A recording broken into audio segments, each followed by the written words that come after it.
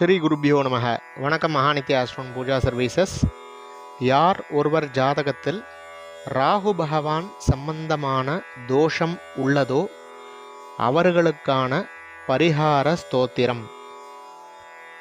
மகாஷிரா மகாவக்த்ரோ தீர்கதம்ஷ்ட்ரோ மகாபலஹ அதனுஷ்சோர்த்வகேஷஷ்ச பீடாம் ஹரது மே தமஹ.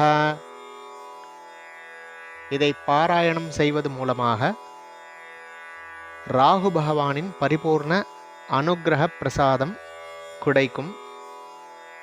தினமும் 18 முறை இதை பாராயணம் செய்ய வேண்டும். முடியாதவர்கள் 4 முறை பாராயணம் செய்ய வேண்டும்.